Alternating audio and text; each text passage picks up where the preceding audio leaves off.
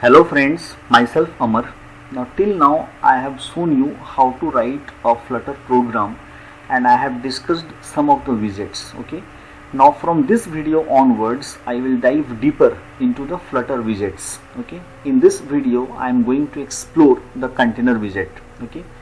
Now here what I have done, I have simply created a Flutter project and the name of the stateless widget I have given as container demo. Inside this container demo, what I am returning a material app. Okay.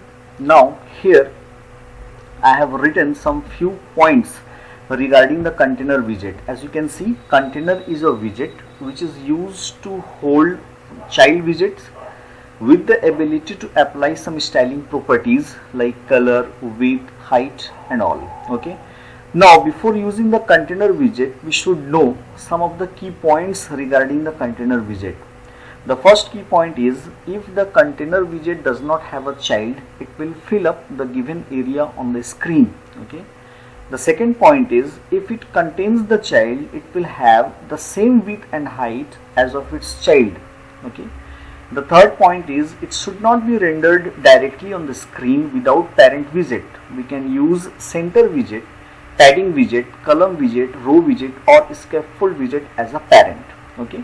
So here the first thing what I will do, as per the key point, the container widget should not be used directly, it should be used inside a parent widget. For that what I am doing, I am using here home, and as a parent what I am using the center widget. Okay, and as a child of the center widget I am taking the container widget. Okay, container widget, right? Okay. Now as per the point what it is written, if the container widget does not have a child, it will fill up the given area on the screen. Okay.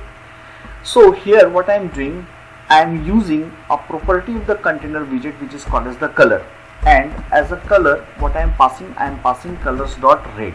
Now as soon as I will type this, then you can see, if I save this, then you will see it has created a container widget having the color as red. As I told you, this container does not have any child widget, so this container has occupied the full screen width and height, and so the background color of the screen is changed to red.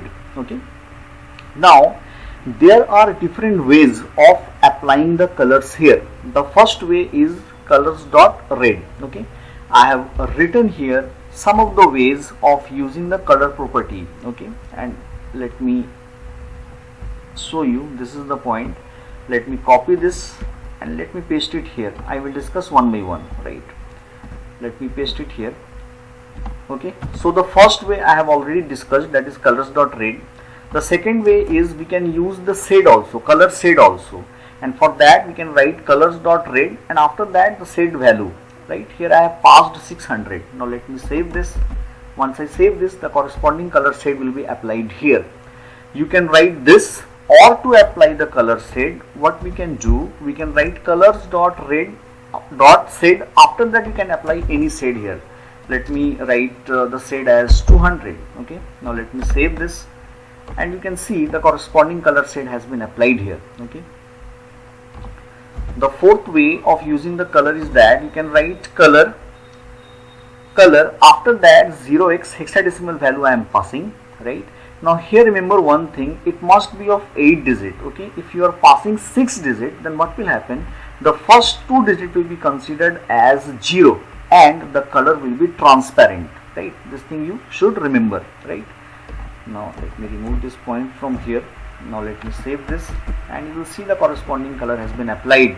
Okay, after that you can use, or let me show you that if you omit this 2 digits, let me make it 6 digit. Okay, and you can see the color has been transparent. Okay, remember this point. Now after that there is another way. Here I have written color from ARGB, where A stands for alpha or opacity, R for red, G for green, B for blue, and after that I have passed a color combination. Okay, this color combination you can pass in hexadecimal format or you can pass the number values also. Let me save this, and you will see the corresponding color has been applied here. See, it has been changed to green, right? Similarly, let me comment this.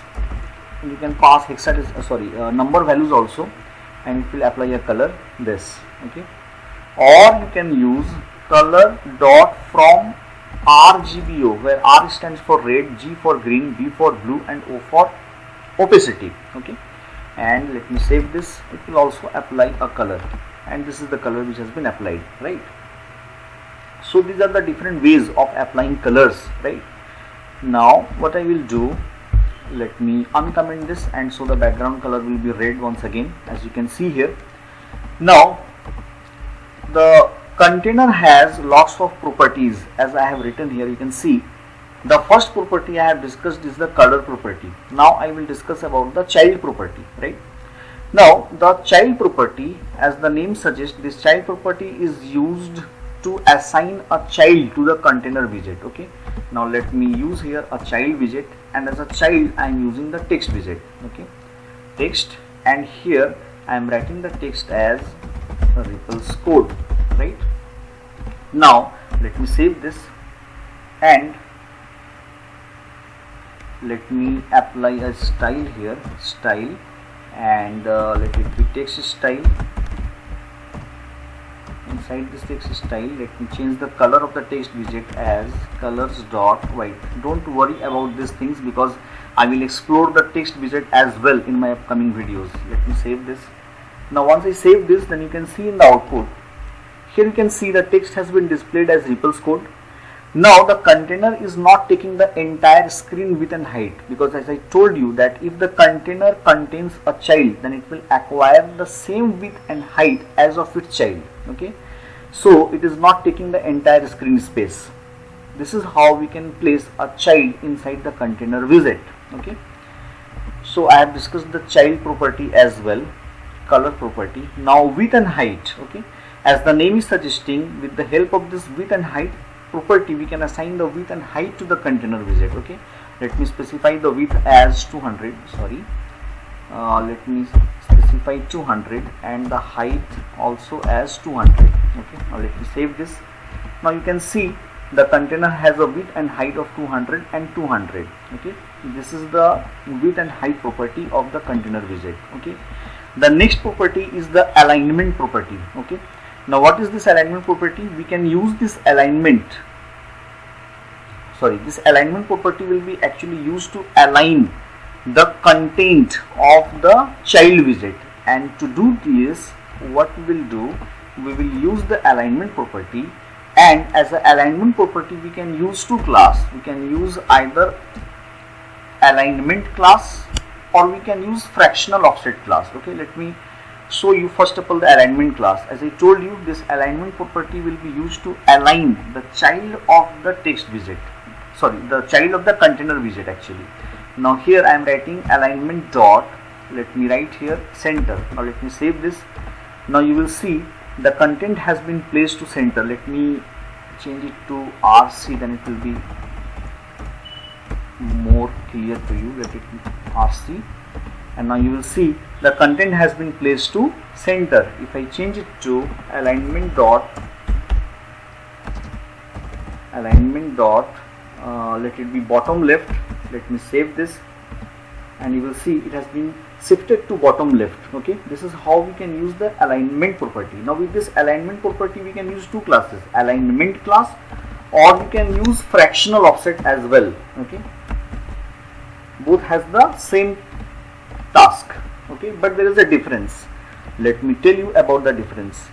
The fractional offset uses a coordinate system where the origin is top left, and alignment uses a coordinate system where the origin is center. That is the difference between the fractional offset class and the alignment class, right? So this is all about the alignment property. Now next we have constraint property. Now this constraint property is used to specify the size a widget can take up. We can use the box constraint class with the constraint property. Okay, let me show you. What I will do, I will remove this width and height from here, or let me comment it. Okay, let me comment the alignment property as well. Now as I told, this is a constraints property which is used to specify how much size the widget can occupy, and as a constraint property we can use the box constraints class, and here you can specify the max height, let it be 300. We can specify the max width, let it be 300. We can specify the mean height, let it be 150, and we can use the mean width as well as 150. Now what is its meaning? Now as I told you that if the container does not have a child, then it should occupy the full screen space, okay, and if it has a child, then it should occupy or it should attain the same width and height as of its child. Now here, after writing this constraint property, what I will do, I will comment this child, okay. Let me save this, and if I move to the output, then you can see now it is not occupying the full screen width and height. It is occupying the max width and height which has been specified in the box constraint, okay. This thing you should remember, okay. Now here, if I uncomment this child widget, then what will happen? Let me save this.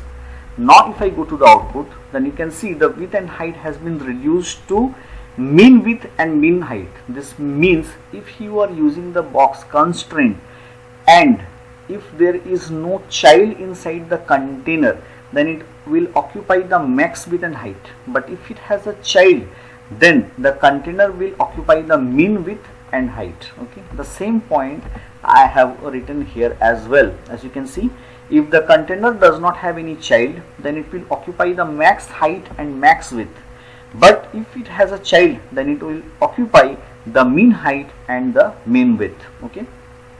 Now here what I will do, let me remove this. I hope you have understand about the box constraint. Now let me remove this. Now here what I will do, I will write box constraint dot expand. We can use the expand method as well. Here we need to specify the width, and here also we can specify the height, okay.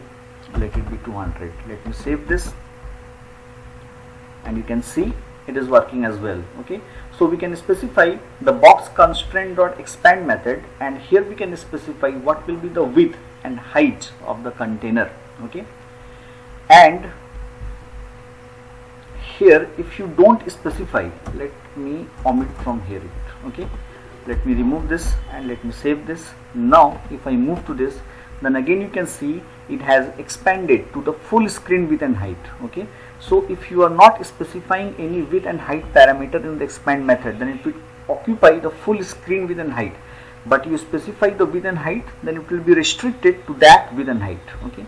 So this is all about the constraints property, okay. Then we have margin property. What is the meaning of margin? It is used to give a space to the surrounding container. This is the container, okay, and let me show you here what I will do.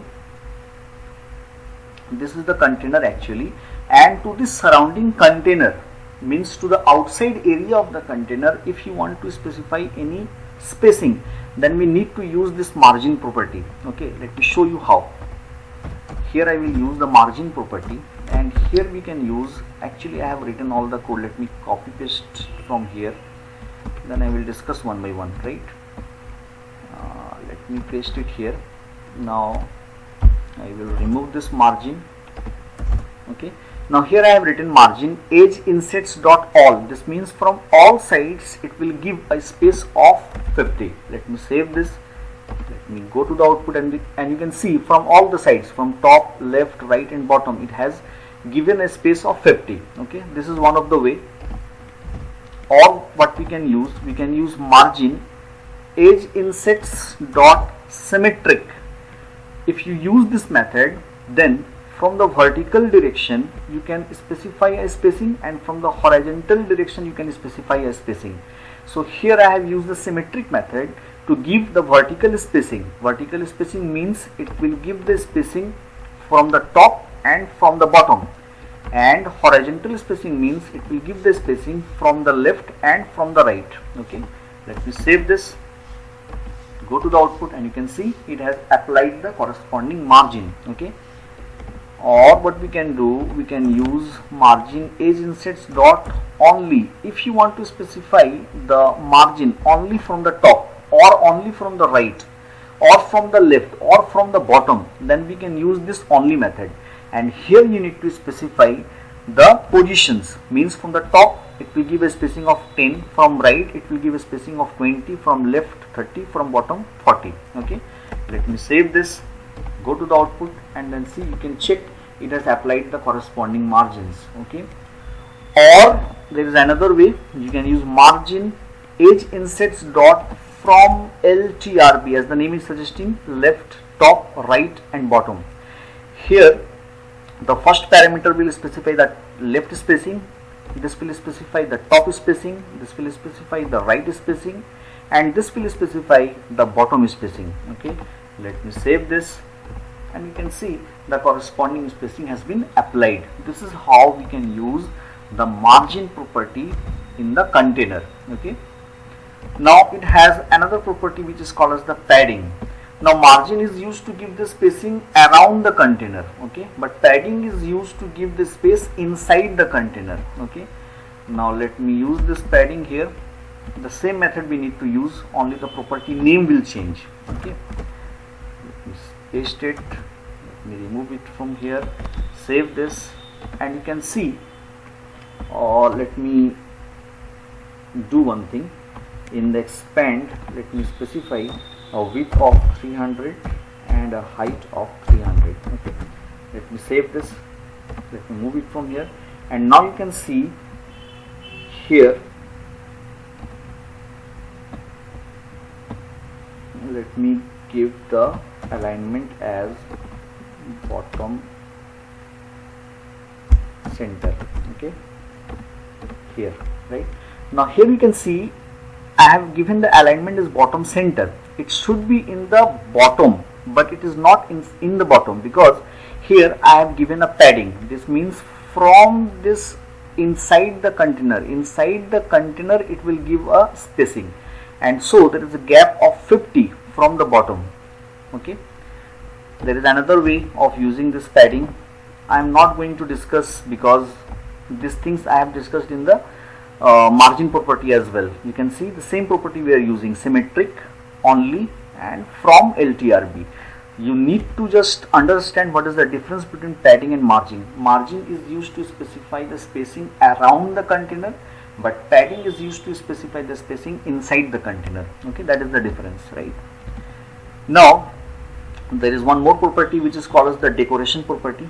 This property is applied behind the container. Okay, you need to remember that decoration property should be applied behind the container. And one more thing, if you are using the decoration property, you are not allowed to use the color property. Okay, let me show you here.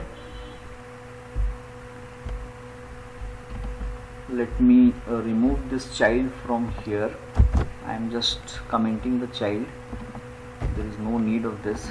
Let the width and height be 300 and 300. Now here I am using decoration. Okay, now as a decoration we can use so many classes. The first class which I am going to use is the box decoration. Okay, now here I am using box decoration, and inside the box decoration you can specify a color. Here I am using the color as colors dot green. Okay, let me save this. Now once I save this, then you can see it is generating an error. Okay, why? The error is due to the fact I am using the decoration property as well as I am using the color property. Okay, let me comment this color and let me save this. Now if I go to the output, then you can see the color has been changed to green. Okay, now here you can specify a property which is called as the shape. In the shape I can write box shape dot circle. Once I save this, then you can see the shape of the container has been changed to circle. Okay, you can apply a gradient color as well, which I have written here. You can just copy this and let me comment this color from here. Let me paste it here, color. Okay, so here I have applied a gradient color. Okay, now let me save this. Let me go to the output, and you can see this circle has now a gradient color combination. Okay, this is how we can use the box decoration. Similarly we can use another one that is called as the Flutter logo decoration. Okay, let me copy this and here let me paste it. Okay, now once you use the Flutter logo decoration, this means it will have a Flutter logo, and as a Flutter style logo I have used stacked. Don't worry, because I will discuss this Flutter logo widget in my upcoming videos. Okay, let me save this, and if you go to the output, then you can see this is the Flutter logo. I have given the style as Flutter logo style dot stacked. Okay, it has some more thing. Let me change it to horizontal. Okay, let me save this, go to the output, and you can see now the text is placed horizontally with the Flutter logo. But if you are writing stacked here, then you can see the Flutter logo is above the Flutter text widget. Okay, now here I have given the dark color as colors.red, so this color is changed to red. Let me change it to purple. Okay, now once I change it to purple, then you can see this color has been changed to purple. And similarly, these are the light colors. Here I have given the light colors as green. Let me change the color to red. Let me save this, and you will see the light color has been changed to red. This is how we can use Flutter logo decoration. Okay, now we have shape decoration. Okay, let me copy this, let me paste it here, and you can see as a decoration I have used shape decoration. It has a shape property. In the shape property I have used a rounded rectangle border, and in the border radius I have given a circular radius of 10, and the color I have given as green. Let me save this, and you can see the container has a radius of 10. Let me increase it to 20, then it will be more prominent. Let me save this, let me go to the output, and you can see the circular radius has been changed to 20. This is how we can use rounded rectangle border. As you can see, it is a rectangle, but the corners are rounded, and to do that we can use this shape decoration. Okay, and we have one more decoration class which is called as underline tab indicator. This is generally used to place a tab. Okay, if you want to place a tab inside the container, then we can use this decoration property as underline tab indicator. Okay, let me save this, and you will see that a tab indicator, simply a line has been drawn with a width as 1.0. okay, and the style of the border has been changed to solid, and the color I have given as green. Okay, so this underline tab indicator will be used to, you can actually read the documentation from here. You can see it is displaying create an underline style selected tab indicator. This means if you have seen tab, then whenever we select a tab, then there is a underline color in just below the tab, and to create that color we can use this underline tab indicator decoration class. Okay, and here we can use these properties. Here I have used the border side, and the width of the border side I have given as 1.0. The style of the border I have given as solid, and the color of the border I have given as green, and so you are getting this corresponding output. You can see a green color is there. Okay, this is generally used inside the tabs. Okay, I will discuss more about this when I will discuss tabs, right? So this is all about the decoration. Similarly, we have foreground decoration, but remember the decoration property is used behind the container, but foreground decoration is used in front of the container. And the classes which we have used in case of decoration, like box decoration, shape decoration, Flutter logo style decoration, the same classes we can use in foreground decoration as well. Okay, let me show you a simple example. What I will do is that I will simply copy the first one, that is box decoration. Let me copy this, let me paste it here. Okay, and what I will do, I will just uncomment the child widget. Okay, and what I will do is that instead of decoration, here I will write foreground decoration. Let me save this. Let me go to the output. Now you can see the ripples code is behind. This means the foreground decoration is applied in front of the container. Okay, and the same classes which we have used in decoration can be used in foreground decoration property as well, right? So I have discussed this property as well. Now there is one more property left, which is called as the transform property. Now this transform property performs a transformation on the container. This means if you want to transform the container, then we can use this transform property, and to use this transform property we use the matrix class, which I will discuss in my upcoming videos. Okay, so here what I will do, I will use this transform property. Let me save this. Let me go to the output, and you can see the transform property has been applied. What I will do is that let me comment this as well. Let me save this, and you can check the output. See, the transform property is applied to the container. Let me change it to 2.0. Okay, let me save this, and you can see it has been shifted, or it has been transformed. Okay,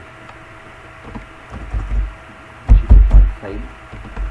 So yes, okay, this is how we can use this transform property. I will discuss this matrix class in my upcoming videos. Okay, so in this video I have discussed all of the properties of the container widget. Okay, this note I will share in the description of my video. Okay, I hope you have liked my video.